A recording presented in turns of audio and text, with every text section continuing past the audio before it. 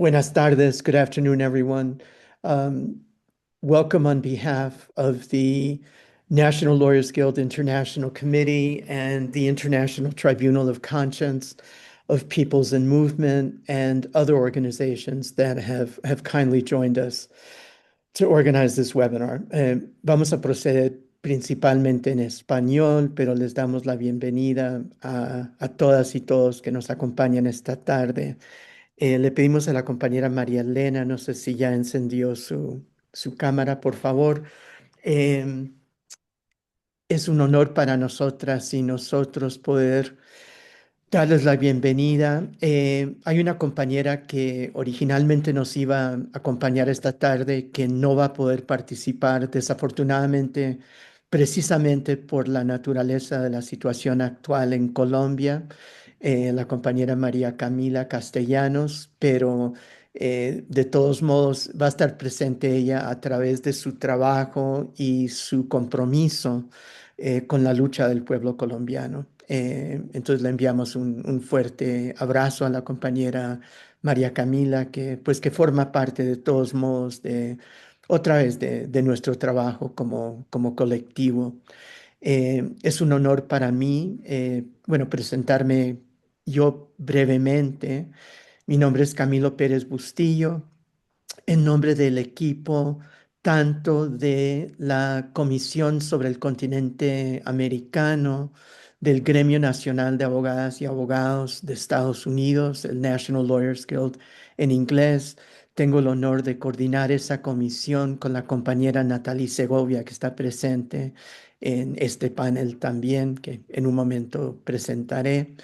Y también tengo el honor de colaborar con Natalie en otro espacio que es el colectivo de apoyo a las protectoras y protectores del agua, el Water Protector Legal Collective.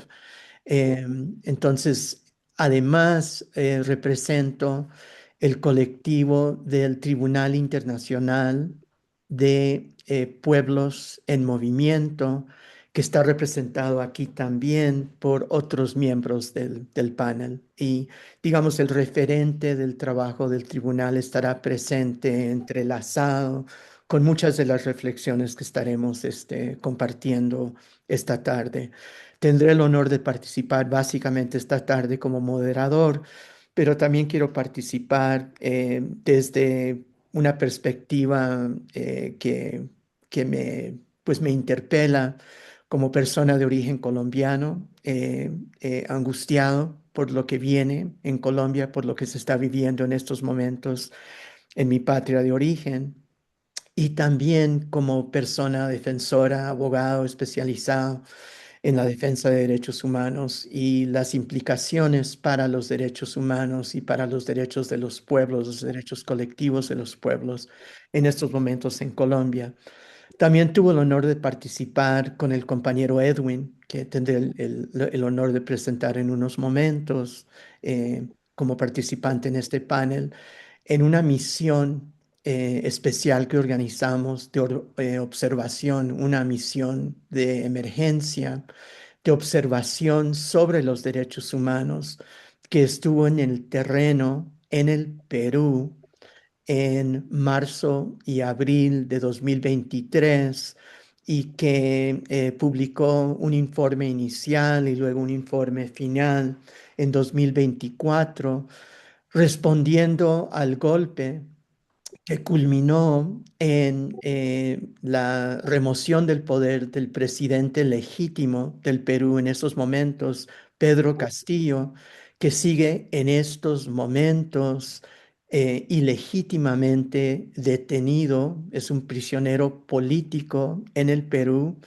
y cuya remoción del poder ilegítima y cuya detención ilegal en estos momentos sigue siendo pues una nube y un crimen político y que ha inauguró pues una época de ilegitimidad en cuanto a el escenario político en el Perú. Y fue dentro de ese marco que se realizaron las elecciones, el proceso electoral más reciente. Entonces, parte del contexto que es muy importante tener presente en cuanto al escenario, el contexto actual en el Perú.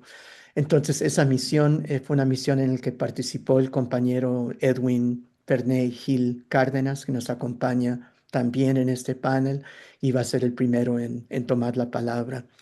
Pero quiero decir un poco más sobre el contexto más amplio, digamos, que nos convoca en estos momentos. Cuando hablamos de los procesos electorales que realmente no han concluido ni en el Perú ni en Colombia, y sobre eso vamos a escuchar más en detalle, tanto del compañero Edwin como de la compañera María Elena Foronda, que nos acompaña desde el Perú. Tenemos que ponerlos dentro del marco de referencia que nos convoca hoy, que es la sombra de la intervención estadounidense y cómo la mano de Estados Unidos, abierta e encubierta, definió en muchos aspectos los resultados electorales.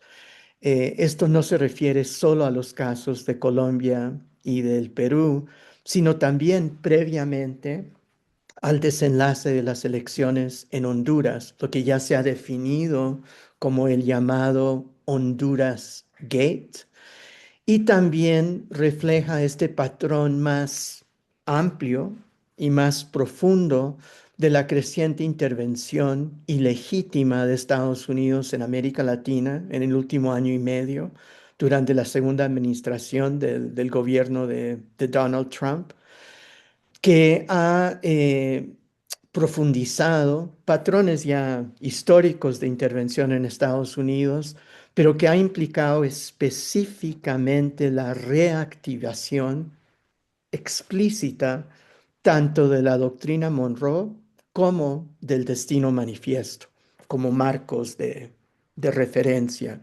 Esto ha incluido un nuevo marco de la política de seguridad nacional de Estados Unidos, de la política llamada antidrogas y su militarización sin precedentes, y además ha implicado, eh, la militarización de sus políticas migratorias y fronterizas y su externalización sin precedentes. Eh, y la criminalización de las personas migrantes dentro del territorio de Estados Unidos y más allá. Esto, como la compañera Natalie nos ha recordado en un reciente escrito que ha compartido con nosotros, implica también las diferentes formas mediante las cuales la memoria histórica nos interpela en Estados Unidos, perdón, en América Latina, a través de las sombras del autoritarismo y de los bagajes de regímenes autoritarios en el contexto de Colombia de Álvaro Uribe y en el contexto del Perú de Alberto Fujimori. La criminalización y persecución de la oposición, los crímenes recurrentes sistemáticos de los derechos humanos, las amenazas en contra de la oposición y en estos momentos en contra del presidente Petro, que aún no deja el poder en Colombia. Ya hemos visto los antecedentes en cuanto al caso Maduro en Venezuela y toda otra serie de antecedentes. Esto nos lleva a la coyuntura actual, que implica esta declaración en resistencia civil pacífica de la oposición, tanto en el contexto y en el terreno de Colombia como en Perú. Entonces, estos son los referentes inmediatos que nos convocan en estos momentos. Quiero ahora cederle la palabra directamente a nuestras compañeras y compañeros del panel.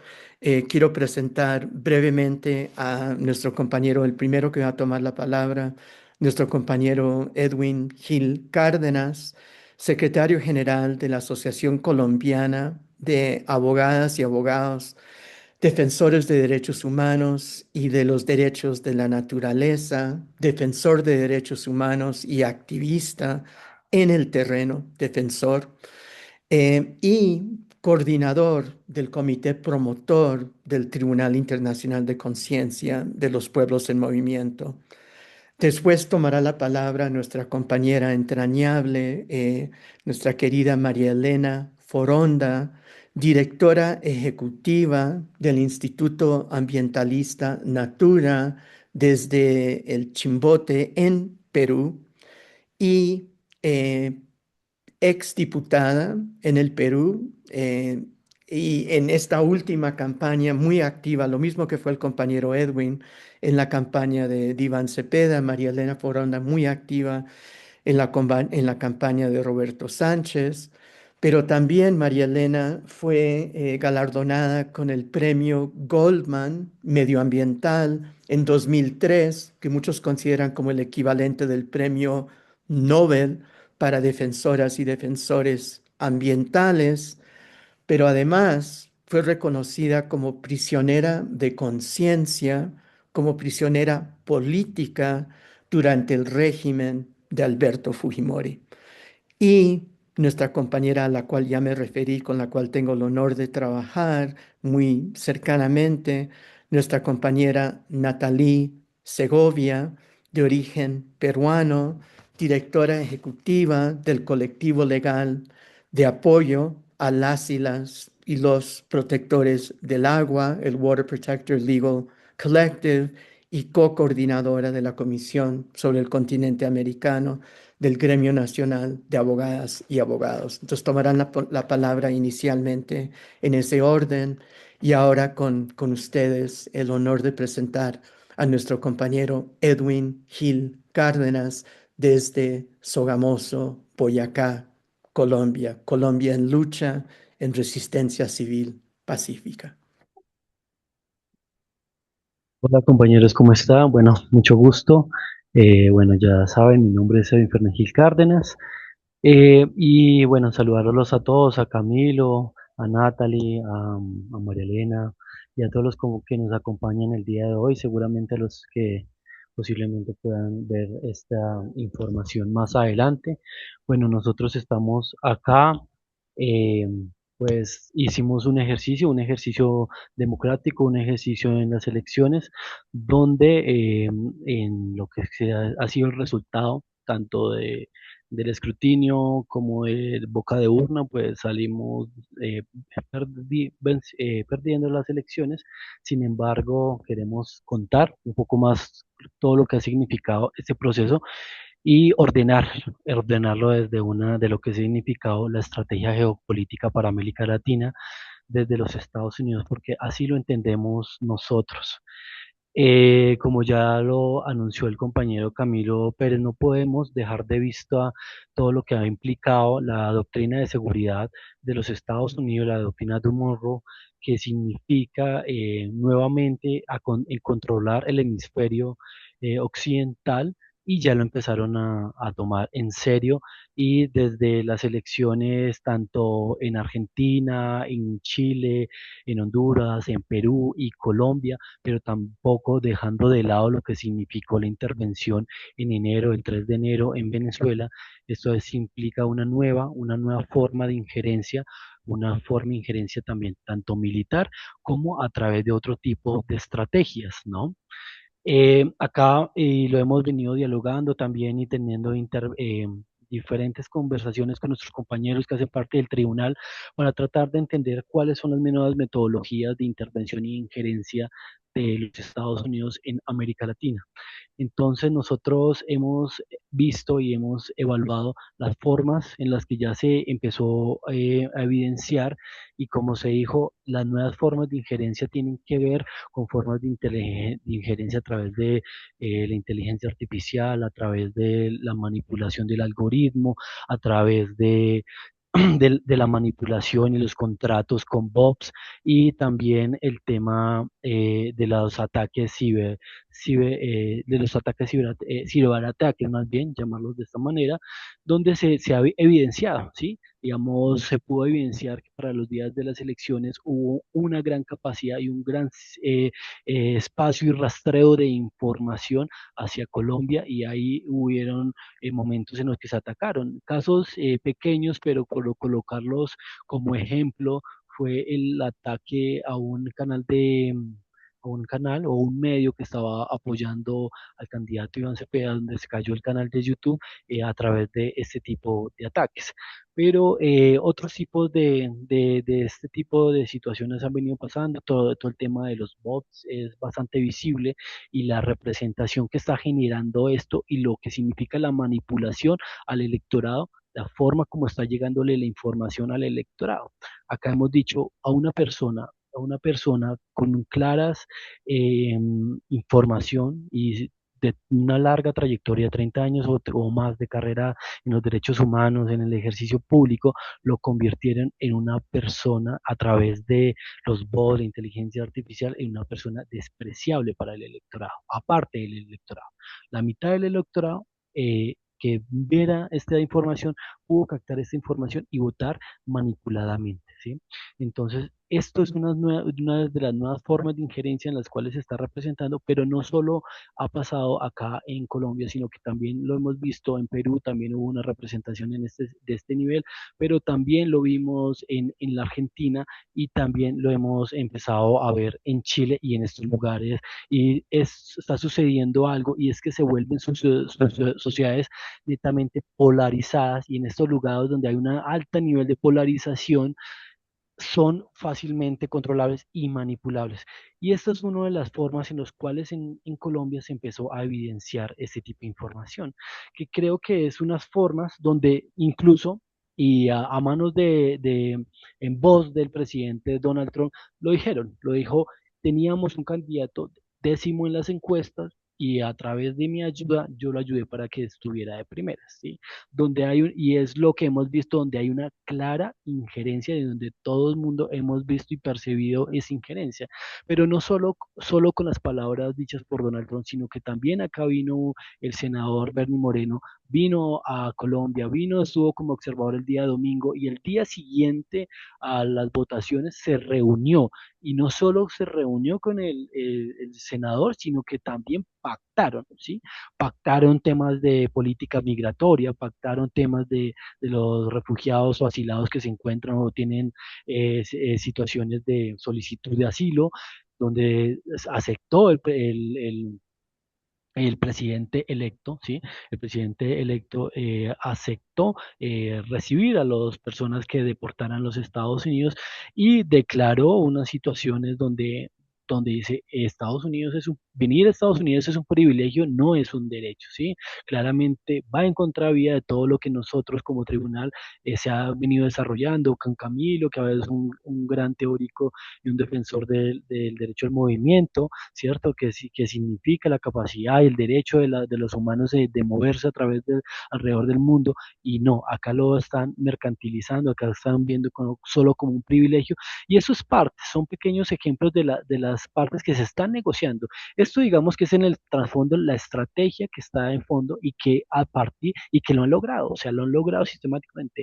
En América Latina, lastimosamente, nos quedan dos salvaguardas y es Brasil y es México. Sin embargo, también tenemos que colocar la atención como americanos, latinoamericanos, en estos dos países para que no siga sucediendo y que creo que es un tema que tenemos que empezar a analizar y a pensarnos, y es el tema del el derecho humano al voto libre e informado, porque claramente con estas nuevas tecnologías y nuevas formas de comunicación se está haciendo. Y que también algo que voy a repetir de un compañero que estuvo en la audiencia acá en Bogotá, sobre el panel, Alberto Yepes, nos hablaba del manifiesto de Palantir, ¿sí? Lo que está significando y cómo la inteligencia artificial y cómo todos los sistemas de información son una nueva herramienta militar para controlar también, ¿sí? Y que hace parte y donde se le está diciendo a las siete eh, empresas más grandes de, de las nuevas formas de comunicación, sí, de los sistemas de comunicación, se les está diciendo que tienen que ayudar a la defensa y seguridad de los Estados Unidos para controlarlo, ¿sí? Y esto se está evidenciando. Todavía seguramente nos falta más información y más investigación para precisar cómo y de qué modo se está haciendo ese tipo de contrataciones. Muy parecido y que ya no es, digamos, en Estados Unidos no es nada raro porque a través de lo que fue todo el tema del escándalo de Analytica Cambridge y todo lo que significó la venta de información por Facebook, es un caso bastante conocido, pero también conocemos el caso en el Brexit en Inglaterra que sucedió también de esta manera con microsegmentación de información y donde se manipuló al electorado. Creo que son casos ejemplos donde podemos analizar y donde estamos viendo que ahora es la medida en la cual se está utilizando. Y solo quiero, como para ir, no sé cómo voy de tiempo, tengo muchas cosas que decir, pero digamos que quiero también poder dialogar con todos ustedes. Y es como, bueno, ahora para que ya venía hablando un poco, Camilo, y es sobre, entonces, qué ha significado y qué ha significado también para Colombia y para el movimiento de la izquierda estas elecciones y cuáles son sus efectos, ¿no? Y lo que está en juego en nivel también de la geopolítica. Pues claramente ya lo estamos evidenciando y hay unos temas complejos, pues claramente la política migratoria, la política exterior está cambiando. Un tema señalado y es que anuncia nuevas relaciones también con Israel, ¿sí? En nosotros que fuimos y que nos sentíamos orgullosos de haber acompañado a los compañeros palestinos también en su lucha y también en su defensa del territorio del Estado palestino, pues ahora ya hay unas nuevas relaciones y hay unas nuevas alianzas del Estado colombiano y que se van a tejer con el Estado de Israel, revolcando todo lo que hasta el momento se había logrado. Esas son unas nuevas relaciones en política exterior, una nueva política exterior con los Estados Unidos, donde claramente pues y nosotros los estamos viendo como que un presidente que va a responder no a la soberanía colombiana, sino que va a responder a la soberanía americana y con una condición que se ha venido denunciando y que ayer el candidato presidencial, hoy Iván Cepeda, senador de la República, denunciaba y es que también se está solicitando la renuncia de la nacionalidad norteamericana por el candidato, el presidente electo Abelardo de la Espriella, porque entra en contradicción con la nacionalidad colombiana, ya que al tener una nacionalidad estadounidense les implica en el momento de la toma de posición de la nacionalidad un juramento y es que privilegia la soberanía de los Estados Unidos sobre cualquier otra nación, ¿sí? Y esta lo vemos como una incompatibilidad para el ejercicio de ser presidente y representar los intereses y soberanía del pueblo colombiano. Entonces, esto es un tema importante que se está evaluando y que se ha colocado como incluso como una condición eh, a, a reconocer el mandato y la soberanía del jefe de Estado. Si no es así, si no hay esa renuncia y si no hay también unas aclaraciones que se están solicitando en términos de la relación narcotraficante que ha venido teniendo Abelardo de la Espriella, que también hay unos casos ahí claros donde incluso también recibe alrededor de 300.000 millones de dólares. eh, por parte de Saab, que es un testaferro, que es el testaferro de Nicolás Maduro, pues ahí también hay un caso que también está en las cortes norteamericanas, está un caso abierto, pero también donde hay otros tipos de señalamiento que cuestionan y que relacionan a Abelardo de la Espriella con temas de narcotráfico y lavado de activos, y entre otros casos que son bastante cuestionables y que se han evidenciado, y esto, si no hay este tipo de aclaraciones, el pueblo colombiano, y es lo que finalmente va a terminar con eso, el pueblo colombiano se declara en desobediencia civil. Esto implica no reconocer la autoridad del presidente Abelardo de la Espriella, y eso significará pues cantidad de medidas por el pueblo colombiano o por las personas que declaren en desobediencia en desobediencia civil y el no aceptar una cantidad de mandatos, direccionamientos que pueda ejercer este presidente. Incluso, pues, una de las cosas que también vemos como que con bastante preocupación, pues es todo el cambio a nivel constitucional que quiere hacer el presidente electo Abelardo de las Priella, que va a significar unos cambios en la constitución y ese tipo de decisiones son las cuales el pueblo colombiano se va a declarar en desobediencia y donde va a haber claramente una movilización en diferentes niveles, una movilización a nivel judicial, una movilización a través de la activación de la justicia internacional, una activación también claramente de la protesta social y una activación en la movilización en redes también, que es uno de los lugares en los cuales también tenemos que empezar a prestarle atención porque esa también es a través de las calles que están en el aire, también donde se está dando ese tipo de manipulación en, en las elecciones y en la manipulación en el electorado. Y ya termino con esto con los efectos que está implicando esto y el mensaje que se está llevando para América Latina, ese tipo de decisiones y que yo creo que como americanos, ¿sí? De la patria grande, tenemos que empezar a visualizar y tenemos que empezar a mirar y es cómo se está pensando una izquierda o las izquierdas latinoamericanas, cuáles son las respuestas para ese tipo de estrategias porque al parecer hay una estrategia, y lo sabemos, hay una estrategia de la ultraderecha a nivel mundial y que te está teniendo unas victorias bastante exitosas y que nosotros en América Latina tenemos que empezar a mirar, tenemos que empezar a analizar para tener una postura también latinoamericana y también de un bloque latinoamericano, porque así como están enfrentando un bloque a nivel mundial, también tenemos que tener respuestas latinoamericanistas o americanistas frente a lo que está significando esto, pensando claramente en lo que ya ha sido lo que hemos también hablado desde el tribunal, desde las banderas de San Martín, Bolívar.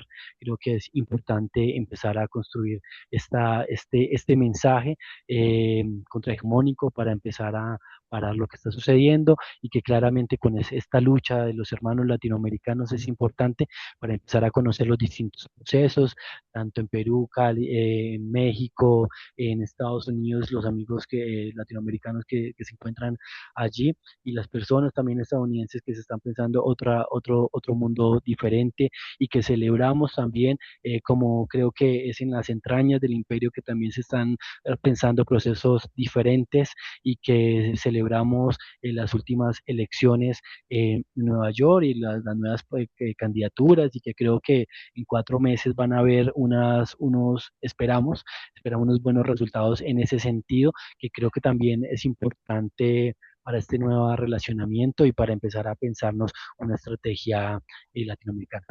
Gracias. Muchas gracias, compañero Edwin. Y de hecho vale la pena señalar que nos estamos conectando de una manera continental para este webinario.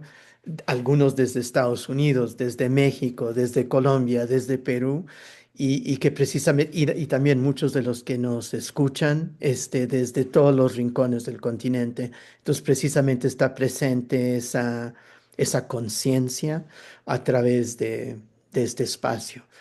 Tenemos el honor ahora de darle la palabra a nuestra compañera María Elena Foronda Farro, que está físicamente presente, conectándose con nosotros, enlazándose desde el Chimbote en Perú y representando el Instituto Ambientalista Natura, pero también una voz que mencioné que estuvo muy activa en la campaña de Roberto Sánchez y que nos trae esa experiencia directamente, pero que además representa el comité promotor del Tribunal Internacional de Conciencia en el terreno en el Perú y que fue nuestra colaboradora muy cercana, nuestra anfitriona durante esta misión de observación de derechos humanos en 2023 y 2024.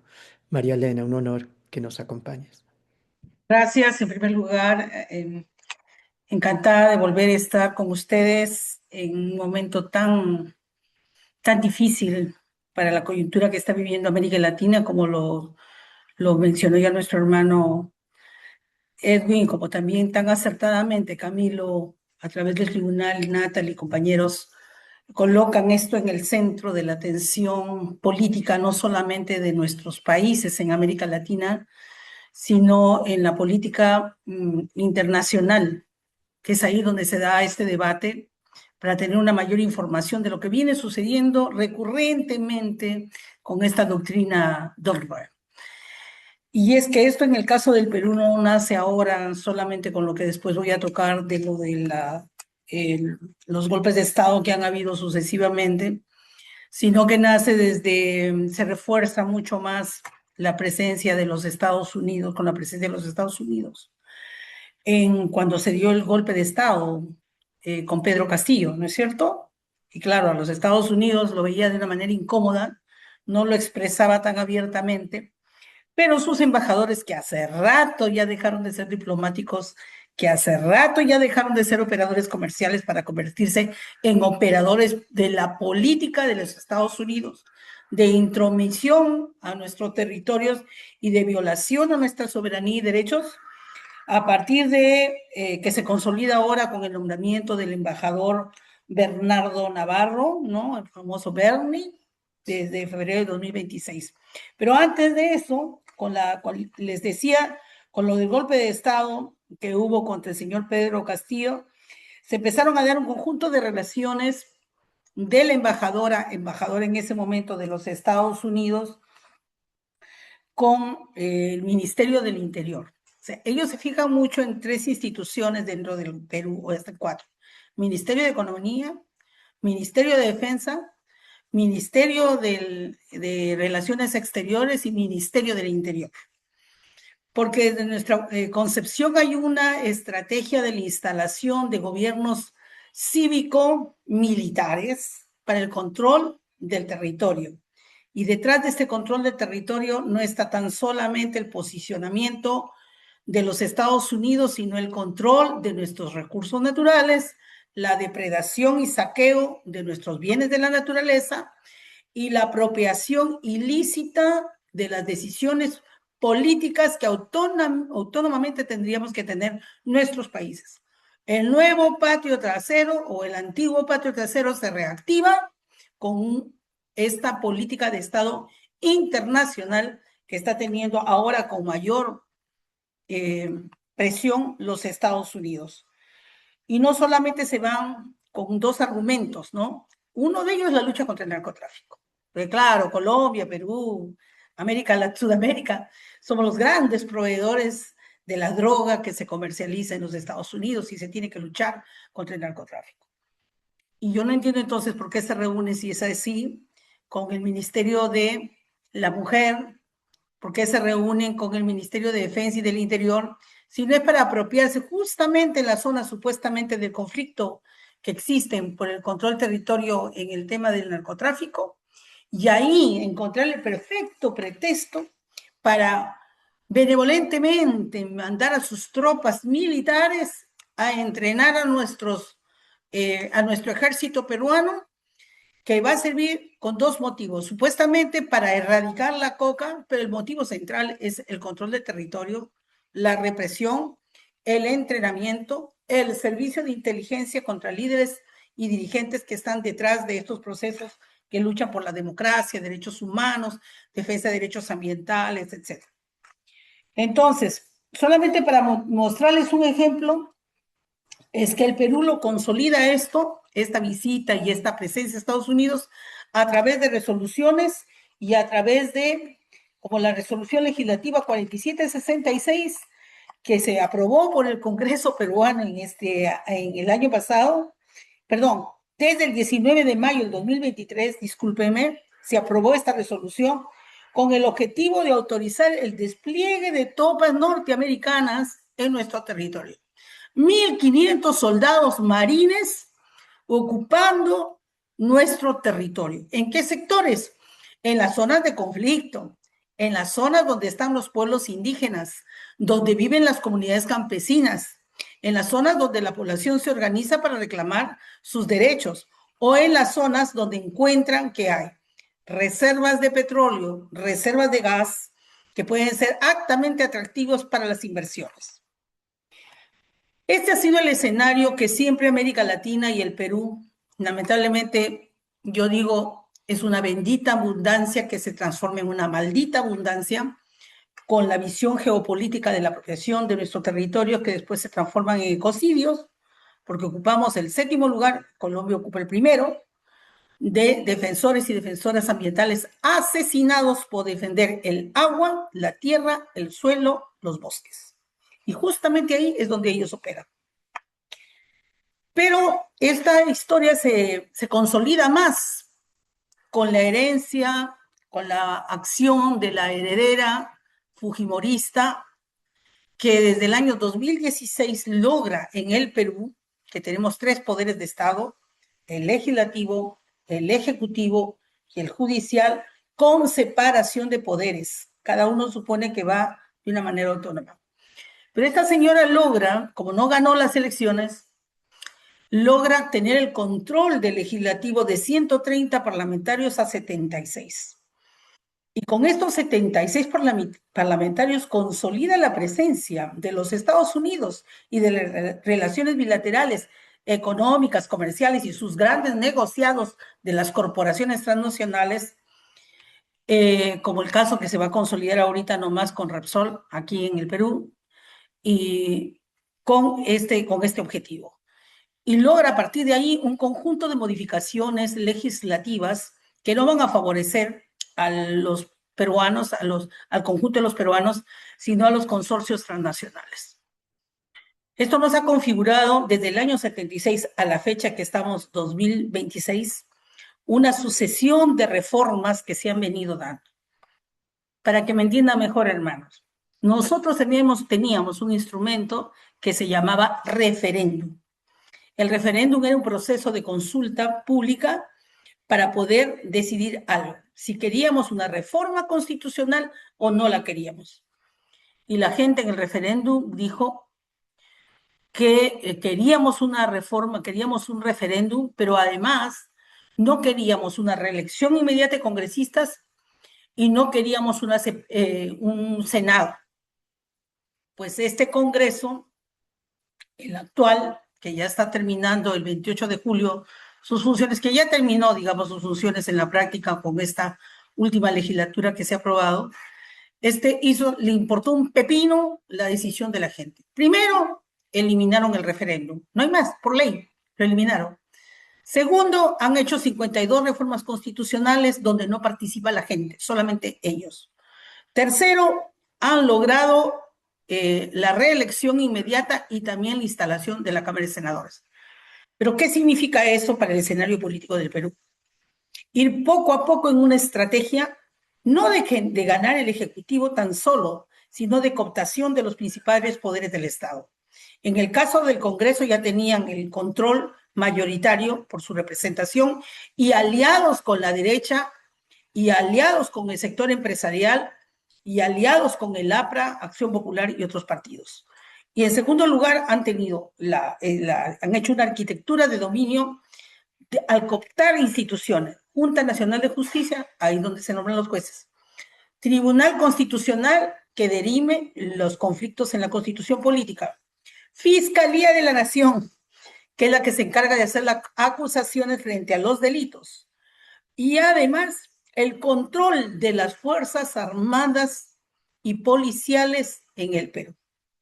La Defensoría del Pueblo, que era el único mecanismo que nos quedaba a nosotros como pueblo para poder defender nuestros derechos, está bajo el control de ellos. Entonces, controla el Poder Judicial, controla estas instituciones que les he mencionado, y con esta cuarta elección, que paso a detallar rapidito por los 10 minutos que tenemos, es que se llega a consolidar el triunfo que aún está en cuestionamiento desde nuestro punto de vista de la señora Fujimori. ¿Por qué está en cuestionamiento? Porque en 16 regiones de 24, en más de 1,000 provincias, en más de 3,000 distritos del país, gana Roberto Sánchez mayoritariamente.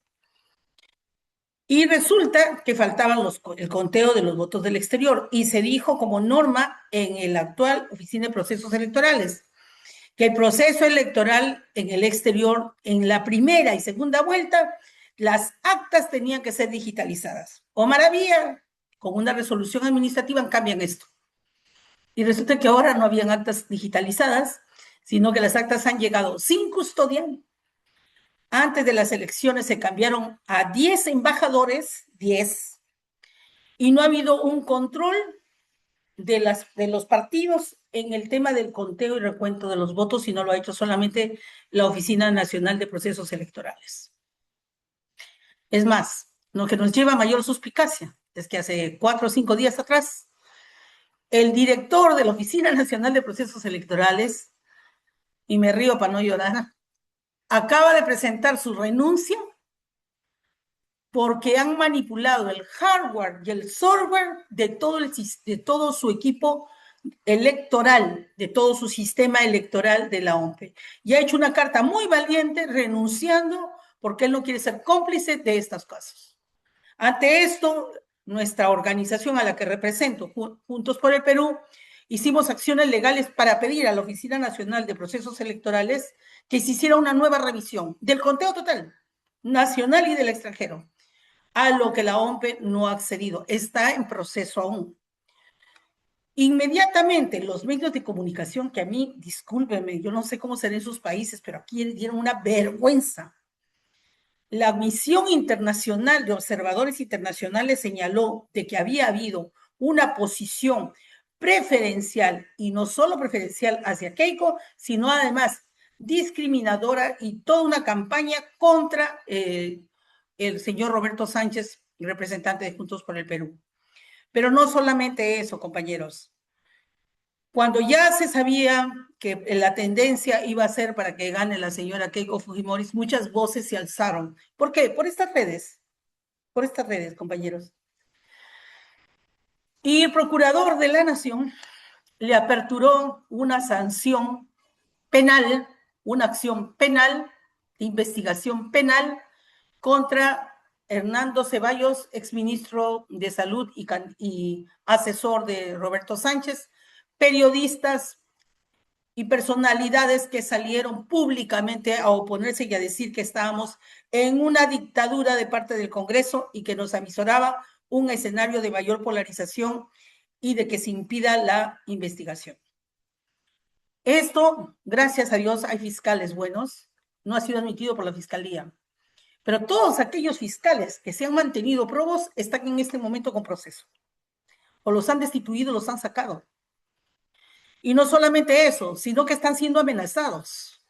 Y la señora Keiko, que para mí no es una demócrata, no puedes, ella es una autócrata, heredera del oprobioso gobierno fujimorista, ha logrado con su bancada aprobar las famosas leyes de crimen organizado, en donde se genera la impunidad de crímenes de lesa humanidad, como los Barrios Altos, como la Cantuta, que fueron hechos y perpetrados por el dictador fujimorista. Y lo que la Comisión Interamericana de Derechos Humanos, el sistema internacional reconoció de que habían sido crímenes, por eso estaba en la cárcel, por asesinato, por dictador, y no se han investigado y todavía no se logra la reparación de estas personas ni la justicia. Bueno, este Congreso, con el señor Rospigliosi, acaban de aprobar la ley de la impunidad, desconociendo estos y sacando en la libertad a los asesinos que fueron reconocidos como asesinos de personas inocentes.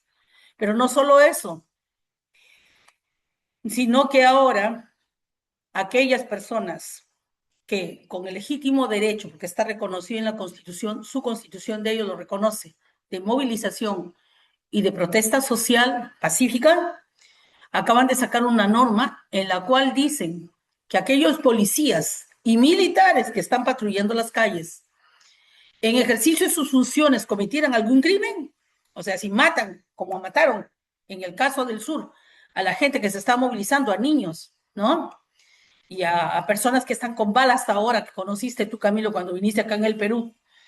Bueno, todos esos juicios van a ser vistos ahora en el tribunal militar, no en el civil. Ese es el escenario en el que estamos. Es un escenario de altísima, altísima vulnerabilidad frente al tema de derechos humanos. Yo misma, compañeros, disculpen que hable de esta manera, pero estoy conmocionada, conmovida, indignada por las cosas que están pasando y por esto es parte de una estrategia que ahora se alía mucho más. ¿Quién fue el primero que salió a celebrar la victoria de la señora Keiko? El embajador de los Estados Unidos. Este señor embajador se ha ido el único de los 10 observadores internacionales, además de los otros embajadores y los 10 embajadores que fueron a la misión internacional. Hay muchos más embajadores en el Perú, pero el único que fue a pedir a la OMPE cómo iba en el proceso electoral y se metió a las oficinas de la OMPE a pedir cuentas de cómo iba, es este actual embajador de Estados Unidos. Esa es una injerencia en nuestra política de Estado y en nuestra democracia, compañeros, en nuestros derechos. ¿Quién le ha dicho a ese señor Bernie que puede mandar como le da la gana? Pero se sintió motivado. ¿Por qué? Porque habían aprobado meses antes la compra de aviones que en el Ejecutivo, el Ministerio de Defensa lo dudaba y que en el Ministerio del Interior también lo dudaban por el alto precio.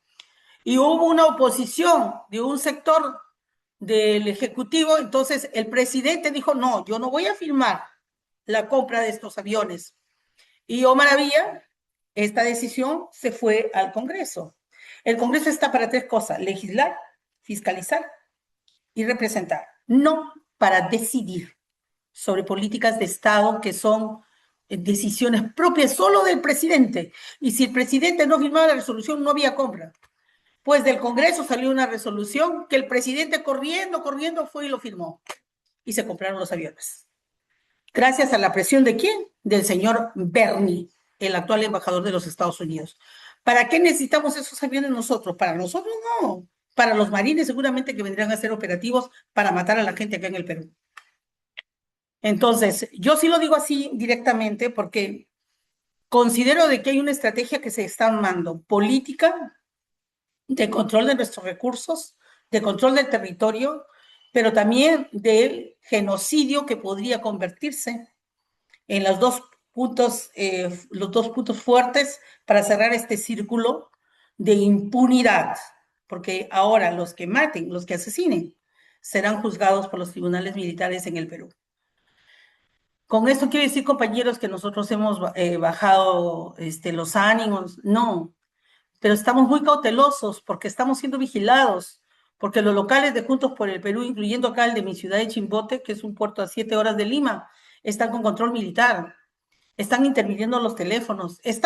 Yo vuelvo a revivir la década del 90 y el estilo de control de los territorios y de violación de derechos.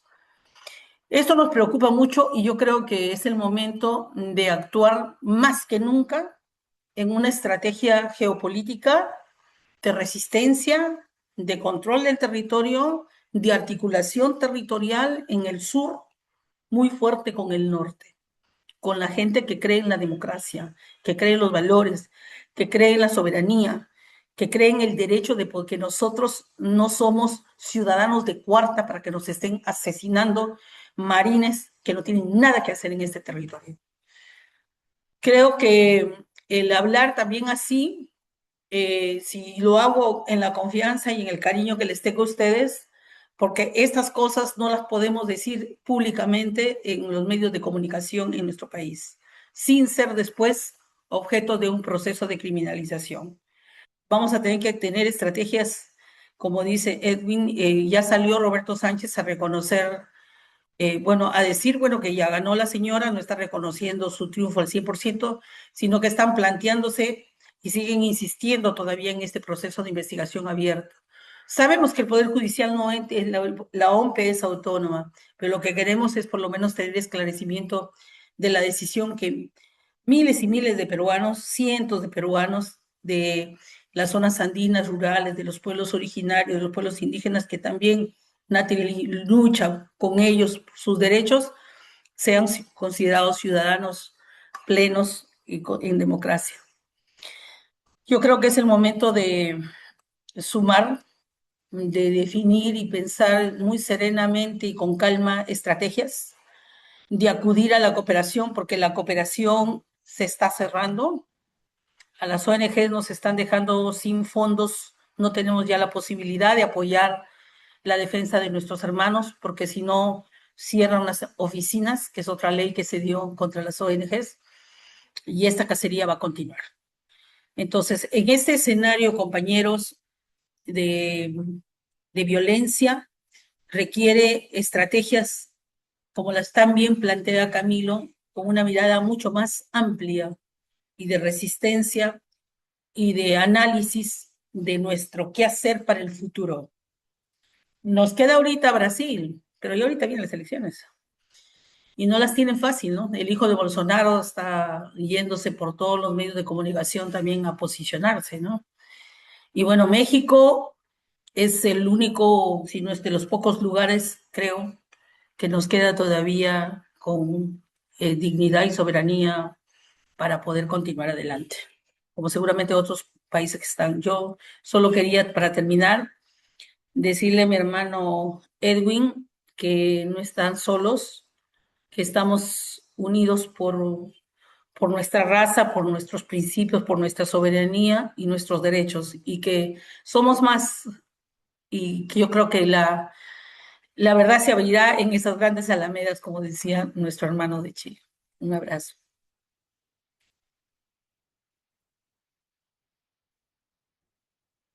Muchas gracias, María Elena, y por eso hemos convocado este espacio. Decíamos en la promoción de este webinario que lo que queríamos era, pues precisamente tratar de convocar este tipo de reflexión a escala continental y de eh, tejer este tipo de pensamiento dirigido hacia la resistencia, la solidaridad y la liberación. Por eso ahora queremos pasar la palabra y la voz a nuestra compañera, nuestra entrañable, querida compañera Nathalie Segovia, eh, en nombre del colectivo legal de apoyo a las y los protectores del agua y del Gremio Nacional de Abogadas y Abogados, su comisión sobre el continente americano. Compañera Nathalie, nuestra hermana. Gracias, Camilo. Anchatananchayki, kaypikas kaykimanta. Ñoja sutimi Natalie Segovia, ñoja Josco Perú Mantacani. Disculpen de antemano que estoy un poquito gripada, pero quise estar aquí con ustedes porque me parece más que un tema o un conversatorio. Creo que nuestra compañera María Elena, quien lo ha vivido en carne propia y me emociona mucho porque realmente y estoy tratando de guardar las lágrimas, porque realmente estamos hablando de vidas. Y cuando hablamos del derecho humano, ¿no? Como abogados, en la formación estadounidense, porque hablo de aquí desde el norte, pero con una mirada desde el sur, como peruana americana, como americana con tilde en la E, ¿no? Conociendo que este es un gran continente y que nos unen historias, historias tanto de extractivismo, historias de guerra, historias duras, difíciles, pero también historias de lucha. Entonces, de alguna manera quiero comenzar haciendo un poco de memoria, ¿no? Porque creo que es parte de nuestra tarea continua, diaria, es hacer memoria ante lo que el Estado y los que buscan romper con el Estado de Derecho, tanto en Estados Unidos como en América Latina, en nuestros países, en Colombia, en Perú, y bueno, y en los países que ya existen, ¿no? Donde ya está bajo ese pulpo del autoritarianismo, realmente nos toca como ciudadanos, como sentipensantes humanos, hacer memoria todos los días, porque hace falta y porque esos resultados, ¿no? En estas elecciones son parte de una película que la hemos visto muchas veces. No es una película nueva. Eh, Camilo, tú iniciaste hablando de la doctrina Monroe, ¿no? Desde 1823, que convierte en América Latina a una esfera de influencia de Estados Unidos. Y 2 siglos después sigue esa soberanía, sigue siendo un tema central. Han sido más de 20 cambios de régimen y golpes de Estado en América Latina durante el siglo XX, instalados por Estados Unidos. Y quizás en este momento no tenemos pruebas, no tenemos información sobre cuál es en realidad la mano que ha jugado con toda certeza Estados Unidos en estas elecciones. Pero lo que sí sabemos es de que sin pelos en la lengua, como dicen, Estados Unidos se ha manifestado desde mucho antes con una clara eh, definición, ¿no? De cuáles eran sus candidatos, tanto en Colombia como en Perú.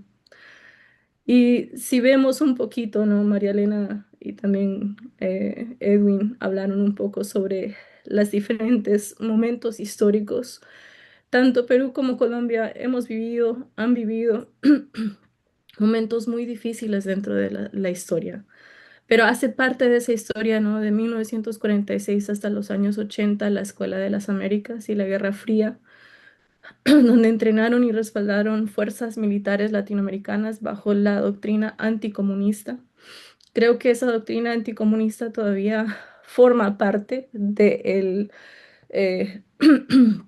análisis político, del miedo político que existe en América Latina a todo lo que huele a socialismo, porque todavía no hay un entendimiento de que el comunismo y el socialismo son cosas diferentes.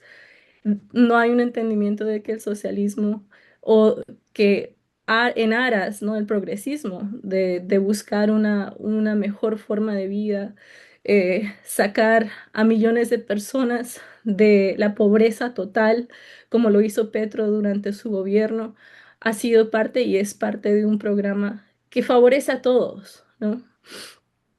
Vemos también como parte de esa historia desde el 2000 al 2015, en Plan Colombia canalizó más de 10.000 millones de dólares en asistencia estadounidense, supuestamente bajo la sombra, ¿no? De erradicar las drogas, pero priorizando militarización, inteligencia y fumigación, que resultó en cánceres, bueno, en tantas cosas, ¿no? Con el glifosato que se ha utilizado y que en Estados Unidos no es permitido.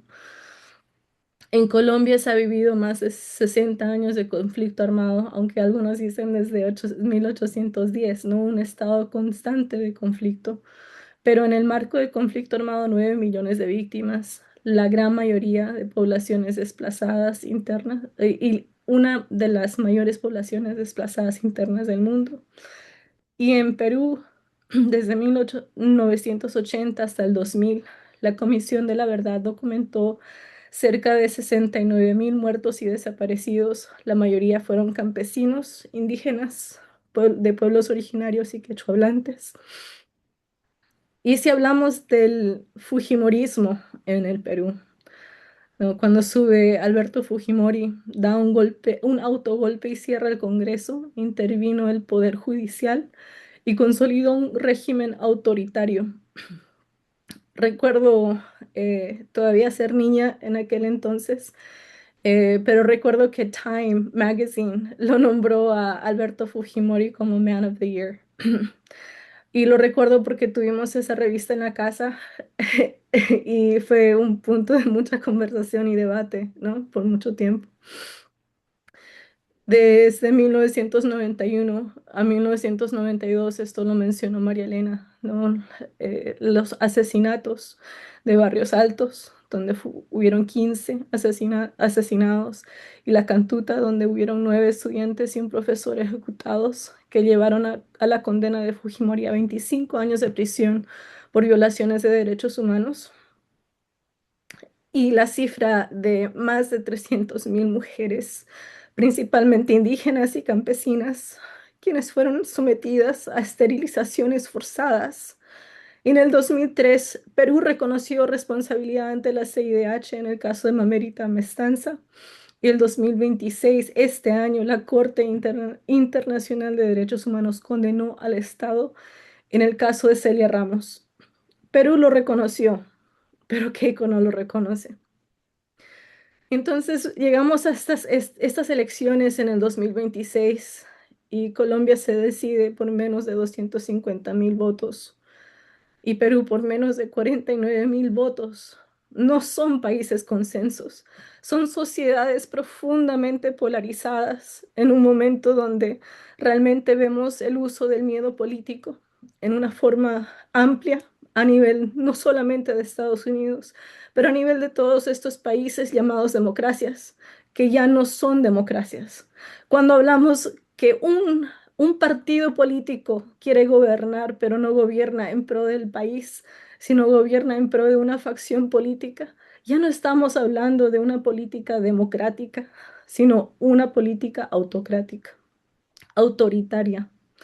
Y esa polarización social donde nuestros países latinoamericanos, en Estados Unidos quizás no se ve este mismo tipo de polarización social dividido tan claramente en la parte socioeconómica, étnica, pero sí existe una brecha generacional en la política. Y creo que eso sí estamos viendo también. En Colombia se vio de que los jóvenes, las etnias, ¿no? Los afrodescendientes, quilombolos, pueblos originarios votaron en su gran mayoría por Iván Cepeda, ¿no? Y lo mismo en el Perú, vemos eso con el candidato Roberto Sánchez. Pero lo que vemos realmente es de que esto va más allá de izquierda y de derecha, ¿no? La derecha en estas elecciones gana solamente prometiendo economía, pero no solo prometiendo economía, pero también activando esas memorias de orden, de seguridad, de anticomunismo, de estabilidad, de mano dura, que representa también el régimen actual del presidente aquí en Estados Unidos. Y creo que por eso es que nos toca a nosotros en este momento, así como lo convoca María Elena, a la solidaridad, a la necesidad de tener a nosotros entre compañeros, entre hermanos latinoamericanos, americanos, en un espacio de reconocimiento de que no podemos dejarnos solos, porque el pueblo solo salva al pueblo. Y no viene la salvación de ninguna otra parte. En realidad, tenemos que luchar y es una lucha diaria. Lo que estoy viendo en el Perú y en Colombia, ya aquí en Estados Unidos estamos a un par de años, dentro de un segundo gobierno de este actual presidente, que ni siquiera lo nombro porque realmente creo que en las redes, bueno, en tanto discurso político se le da hasta más fuerza nombrar. Por eso es de que hoy quise hacer memoria nombrando realmente a quienes merecen ser nombrados, que son aquellos y aquellas que han perdido la vida, que han pasado por momentos y que los pueblos y reconocen que han pasado por estos tiempos difíciles que hacen parte de nuestra historia. Disculpen aquí un poco la emoción, pero quiero cerrar también, bueno, un punto más. Disculpen.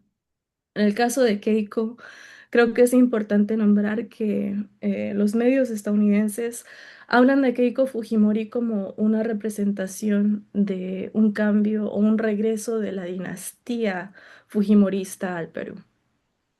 Y ese análisis me parece inadecuado, ya que no ha sido un regreso del fujimorismo. El fujimorismo jamás se fue del Perú. Más bien, desde el 2016, la Fuerza Popular obtuvo mayoría absoluta en el Congreso. Y desde el 2016 el fujimorismo ha sido el actor central en el bloqueo legislativo, en las vacancias, en las censuras, en las crisis presidenciales que se vienen desde aquel entonces, porque Perú ha tenido 10 presidentes desde el 2016, contando a Keiko como presidenta electa. Entonces, el debilitamiento institucional es lo que vemos en el fujimorismo. Esa es la mano que ha tenido el fujimorismo dentro del país, Y existe también algo importante que creo que se ve en en ambos países. Leía un análisis en estos días donde dicen no solo fue el miedo político que se utilizó y se tergiversó en nuestros países para poder llegar a este punto, sino también la idea de que dentro eh, perdón, se me fue el hilo, no, que no solamente fue esta parte de el miedo político, sino también las personas votan en nuestros países aún con una idea de que lo que viene del extranjero es mejor de lo que tenemos en casa. Y esa idea nace desde un tiempo colonial, ¿no? Remontándonos mucho antes, desde antes de los tiempos de independencia. Y creo que es importante nombrarlo también porque el centralismo que existe tanto en Perú como Colombia, pero muy fuerte en el Perú, donde el país, básicamente el Estado, olvida al resto del país fuera de lo que es Lima. Eso se ve en estas elecciones, se ve en los mapas electorales. Entonces, para nosotros es importante, ¿no? Conocer esa geografía de memoria y entender de que la memoria no es nostalgia, es defensa democrática. Porque si olvidamos Barrios Altos, la Cantuta, las esterilizaciones forzadas, la Unión Patriótica, Plan Colombia, si olvidamos a las víctimas del conflicto armado, es ahí donde el autoritarianismo vuelve hablando el lenguaje de la seguridad, del orden y del crecimiento económico. Lo que no podemos permitirnos perder es la memoria. Gracias.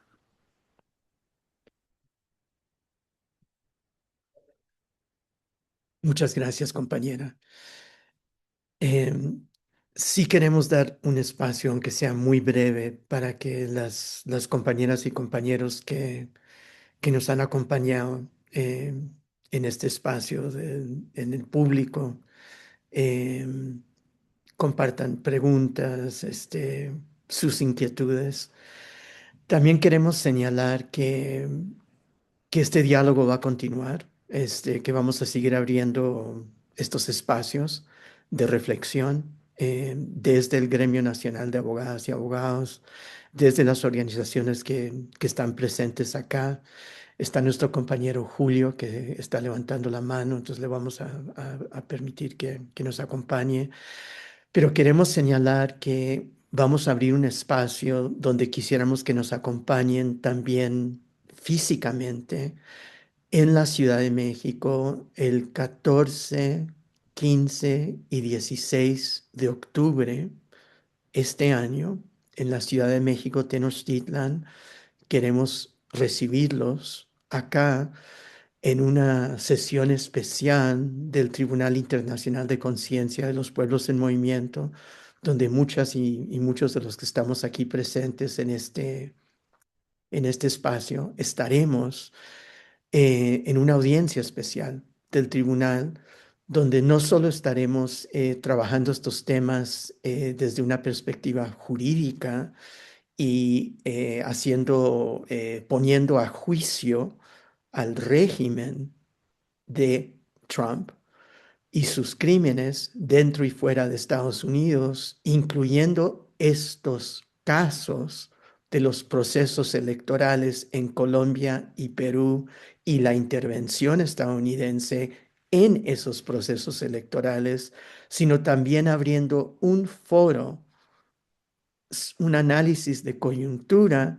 sobre lo que sucedió en Colombia y en el Perú y sus implicaciones, y abriendo los horizontes hacia el futuro y también ante el proceso electoral que viene en Brasil, que tiene implicaciones para todo el continente y para el mundo. Queremos pedirle a nuestro hermano Julio, no sé si se le puede escuchar. Julio Moreira desde el Brasil. Nuestra esperanza en Brasil. Julio, hermano, desde Foz do Iguazú, desde la triple frontera, no sé si nos escucha. Sí que levantó su mano.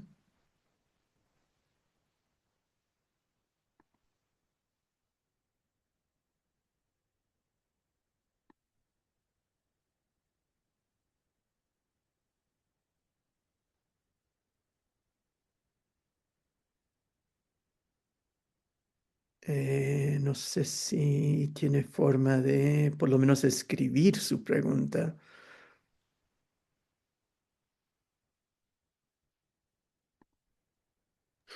Ahora sí puede intentar, creo, Camilo. Julio, parece que ahora está Sí, ahora activando sí. su compañero, hermano Julio, desde Foz do Iguazú, en Brasil. Todos. Estaba intentando activar acá, ahora se habilitó la función. Muchas gracias. He escuchado con mucha emoción a Nathalie Segovia, ¿no? Y una parte de María Elena también. Y estoy de camino para el trabajo ahora en la universidad.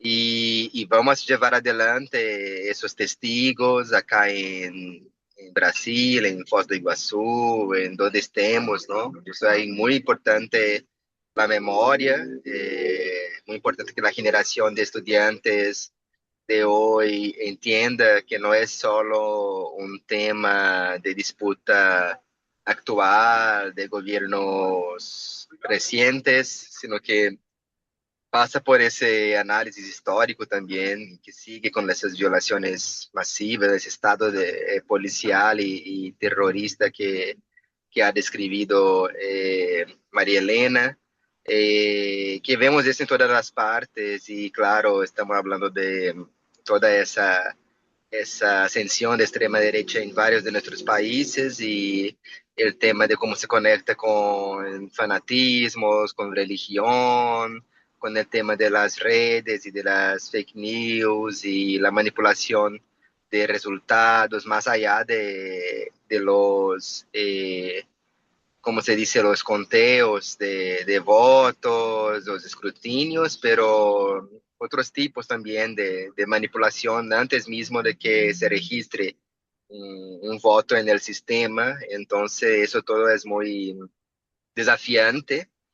Sé de la importancia que tenemos hoy en Brasil, ¿no?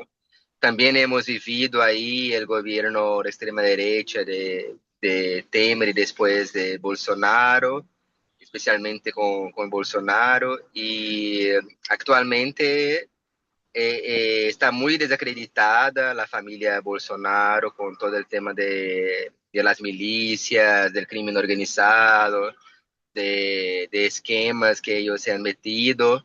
Eh, y eso es importante, ¿no? Que sepan que también ellos han perdido votos, pero si miramos lo que pasa en Colombia, a veces parece que tenemos seguridad que va a ganar Cepeda, que va a ganar Lula, pero definitivamente no sé hasta qué punto los pueblos tienen margen para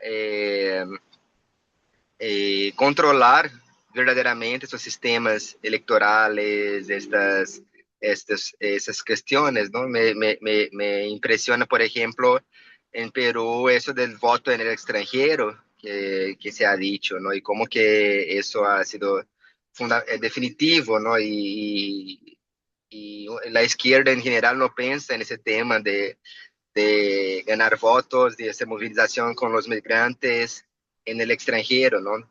Por lo menos en Brasil o en Perú, no sé si están marcantes desde conectarse la lucha de los migrantes con la condición, situación del país en su propio país. Entonces, ¿qué van a hacer los migrantes brasileños en Estados Unidos, en otros lugares? ¿Por quién van a votar? Eso es un tema que me preocupa, ¿no? De la otra parte es el tema del agronegocio, porque eso es una camada muy importante del país, ¿no? Y que son como que sean pequeños propietarios, aún así son como conservadores y creen que la extrema derecha que les puede siempre salvar, ¿no? Pero que aún así los gobiernos de Lula y Dilma son los que verdaderamente han hecho concesiones mismo para los sectores latifundistas. Entonces es un proceso muy contradictorio también. Y aún así hay toda una movilización, porque uno no puede, diferente de otros casos, uno no puede mirar en Brasil solo los grandes centros urbanos, ¿no? Que en los pequeños centros, en donde también ellos hacen voto en los pequeños feudos, ¿no? Las pequeñas mafias locales que jalan votos para la derecha. Entonces todo eso es muy complejo, ¿no? Y cuando escucho a Natalie, es pensar en el tema de las víctimas y ella ha traído de una manera muy correcta la cuestión de la mirada desde las víctimas. Yo entiendo que es la tarea del Tribunal Internacional de Conciencia siempre volver a ese tema, a esa mirada, a ese discurso, a esa forma de pensar que es más allá de la chapa del gobierno, es mirar a los procesos que han hecho muchos desplazamientos y violaciones, ¿no? Como vivido acá los indígenas en Brasil desde siempre, a través de los megaproyectos, etcétera. Entonces, ha sido muy complejo para nosotros defender los derechos humanos y al mismo tiempo pensar también desde ese tema electoral. Entonces, con eso quería dejarles un mensaje solidario y desde Brasil también decirles que vamos a estar comprometidos, ¿no? Nosotros pensamos que hay que luchar en contra del gobierno Lula porque necesitamos un gobierno revolucionario, ¿no? Y estamos pensando así y vino Bolsonaro. Entonces yo pienso que hoy el contexto es muy diferente de lo que vivíamos en 2013, en 2016, y eso con los compañeros he compartido ese tema, ¿no? De la importancia que es articular las formas institucionales con las formas no institucionales de luchas y de organización. Pero al final la izquierda institucional electoral ha tenido la costumbre de movilizarse solo en épocas de campañas, ¿no? Y eso se ha perdido mucho el tema de la organización de base en nuestro país. Y ese es un problema que ya se ha constatado desde hace algunos años. Entonces, también el tema de cómo los gobiernos de izquierda lidian con la protesta popular, porque siempre que hay un gobierno de izquierda y una protesta, parece que esa protesta lleva a la derecha, ¿no? O sea, es en México, en Cuba, en Venezuela, en Brasil. Entonces, es una paradoja también, ¿no? Como que un gobierno que se vuelve a lo popular y no hemos aprendido todavía a responder como gobierno a la protesta popular. Entonces, esas cosas que hemos intentado compartir y colaborar desde nuestro espacio. Muchísimas gracias. Muchas gracias, nuestro hermano Julio. Queremos también reconocer la reflexión de nuestra hermana Emily Yosel del Gremio Nacional de Abogados desde Honduras, que envía un mensaje solidario y nos recuerda no olvidar la intervención estadounidense descarada en ese proceso electoral y nos solidarizamos desde luego con el legado de Berta Cáceres, de Juan López, de los 8 de Guapinol y con las víctimas de la masacre reciente del Bajo Aguán y con la compañera Emily. Queremos pedirle a nuestras compañeras y compañeros, tenemos 2 minutos para cada uno, para cerrar. Queremos comenzar con Colombia, nuestro compañero Edwin. ¿Qué sigue en Colombia? Y que, por favor, recuerden que nos vemos en México. Hace 200 años, la respuesta a la doctrina Monroe fue la convocatoria del libertador Simón Bolívar del Congreso en Panamá. Hoy nuestra respuesta es el tribunal en México en octubre. Por favor, que nos acompañen. Edwin. Dale, muchas gracias a todos. Bueno, yo creo que también creo que coincido, nos vemos en México. Esperamos para abrazarnos, para empezar a pensarnos estrategias latinoamericanas, hermanadas, Creo que lo que sigue, creo que se llama resistencia, se llama esperanza y seguir trabajando por lo que tanto hemos luchado y es por los derechos en los territorios. Yo creo que Colombia lo demostró y lo demostró geográficamente, hablando un poco, como dice Natalie Segovia, desde esas geografías de la memoria y como diría nuestra directora acá o directora de la Unidad de Implementación del Acuerdo de Paz, las geografías de la esperanza, ¿no? Hay una geografía de la guerra y una geografía de de la esperanza. Y dentro de esa reflexión, pues si vemos el mapa, ojalá lo puedan visibilizar, si no se los compartimos. Quien vota por un proyecto de la vida, del cambio, son los márgenes donde están los pueblos afroamericanos, perdón, afrocolombianos, los pueblos indígenas, donde está la periferia y donde está el conflicto y donde también está la coca, ¿sí? Donde estas preocupaciones que nacen de la esperanza y que nacen para solicitar la paz, pues son estos los que estaban votando el candidato Iván Cepeda. En cambio, los lugares que también fueron manipulados, que como ya más adelante sabremos, y acá estaban preguntando por las auditorías vendrán y seguramente prontamente tendremos más información para esto y vendrá también un proceso de nulidad electoral también tenemos 30 días, estamos dentro de ese margen, se presentarán muy parecido también en el sentido de lo que sucedió en Rumania a través de estos ciberataques, a través de esta manipulación del algoritmo, de la manipulación a través de los contratos de bots. Creo que este tipo de cosas van a empezar a aparecer, ¿no? Esto es desde lo jurídico, pero también desde el movimiento social, pues todo se activó.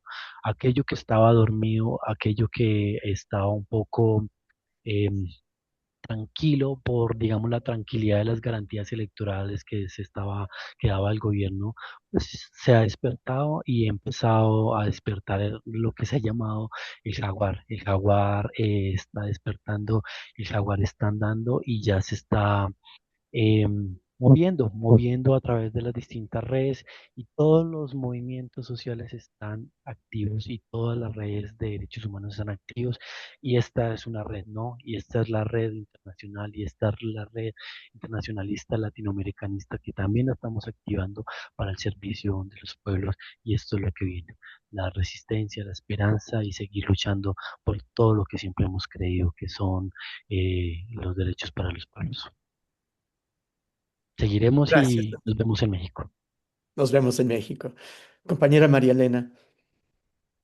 Y después de escuchar las reflexiones tanto de Natalie como de Edwin, mi compañero, lo que nosotros jamás debemos de hacer es perder la memoria. Y esa memoria no solamente es la de los hechos tan nefastos que hubo en nuestro país, sino también las memorias de los pueblos que resisten cotidianamente frente a estos ataques, frente a la intolerancia de un modelo depredador, de un modelo primario exportador, de un modelo soberbio, mucho de soberbia, desconociendo más bien. Yo creo que es el momento de reflexionar en esas estrategias también, cómo vamos más hacia nuestros orígenes, ¿no?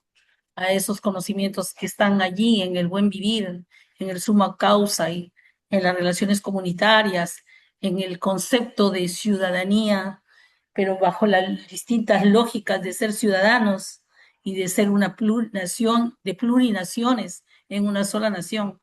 En el caso del Perú falta eso, a pesar de que en nuestra identidad hay una falta de diálogos mucho más claros, no en representación de, sino en que quienes tienen que hablar estén presentes en esos diálogos, en esas negociaciones, en esas propuestas. Y lo que yo veo ahí entonces en los problemas siempre una oportunidad. Y yo creo que esta es una oportunidad para que, como bien decía nuestra compañera, desde la memoria, reconstruir nuevos caminos, nuevas estrategias, nuevas articulaciones, estar atento. Hace poco fue el Día de la Dignidad aquí en el Perú y me sorprendió la cantidad de jóvenes movilizándose por las calles, reclamando sus derechos también a existir y a ser, sin intolerancia. Y ellos iban por las calles con mucha alegría, con batucadas, sonriendo, con flores, con colores. Es que esa es nuestra, yo la veo la pantalla de nuestra Natalie y vemos lo que está detrás de ella y eso es lo que nosotros somos alegría. O recuerdo de lo que decía nuestra querida compañera vicepresidenta de Colombia, ex vicepresidenta, ¿no? Vamos a vivir sabroso. Y es que es eso, ¿por qué nos tienen que quitar la alegría, la posibilidad de ser lo que nosotros queremos ser y no lo que otros nos imponen que seamos? ¿Cómo regresamos a estas raíces de identidad, de reconocimiento, de autorreconocimiento de lo que somos y sentirnos orgullosos? Pues como decimos siempre aquí en el Perú y en Colombia y toda América Latina, ¿no? Somos países con personalidad propia, ¿sí? Y esa personalidad viene de atrás. Yo creo que ahí van a estar las respuestas. Y los compañeros de los pueblos ya se están organizando, no solamente para salir a las calles, sino para encontrar formas diferentes también de abordajes que nos lleven todo a sumar, sumar, sumar, ya no olvidar, porque cuando no tengamos memoria estaremos derrotados.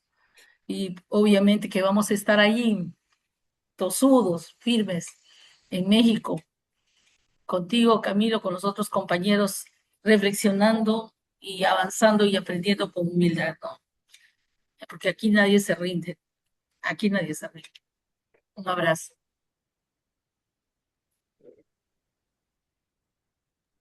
Aquí nadie se rinde, María Elena. Muchas gracias a todos y todas quienes nos han acompañado.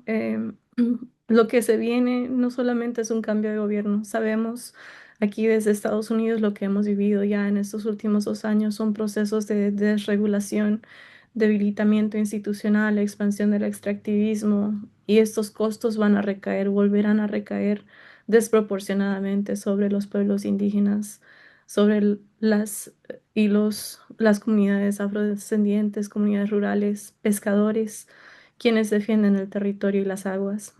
Volvemos a entendernos como repúblicas bananeras, pero como dice María Elena, ¿no? Estamos también en otro momento histórico donde los pueblos sí tienen memoria y somos solidarios y estamos en resistencia. Por eso, más allá de los gobiernos, nuestra tarea democrática sigue siendo la misma, que es defender la soberanía, cuidar la memoria y recordar que nuestros pueblos pueden perder las elecciones, pero no vamos a seguir. Nosotros vamos a seguir adelante con la dignidad de siempre, en resistencia como siempre, y nos viene la tarea de seguir luchando. Porque como dice Silvio, ya de lo posible se sabe demasiado. Y vuelvo a Silvio, quedamos los que puedan sonreír en medio de la muerte, en plena luz. Gracias.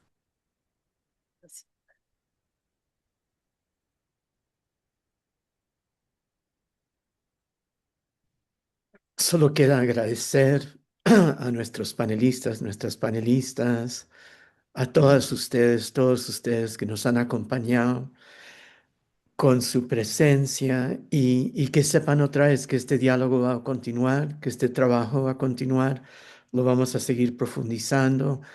Les pedimos que nos busquen en las redes, al National Lawyers Guild, al Gremio Nacional de Abogadas y Abogados, al Tribunal Internacional de Conciencia de los Pueblos en Movimiento, a la Asociación Colombiana de Abogadas y Abogados y Defensores de la Naturaleza, CADEUN, al Water Protector Legal Collective, al colectivo legal de apoyo a protectores y protectoras del agua, al Instituto Ambiental Natura en el Perú, a las otras organizaciones que están presentes aquí a través de su trabajo y que apoyen la lucha del pueblo colombiano, del pueblo peruano en resistencia civil pacífica en estos momentos absolutamente críticos para estos pueblos y para el continente.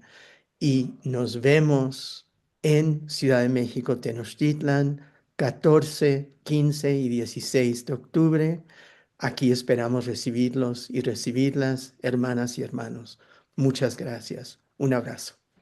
Un abrazo, Camilo. Gracias, compañera. Gracias, Natalie. Gracias, Gracias, Silvia. Edwin, por la oportunidad. Compañero, chao. Abrazos.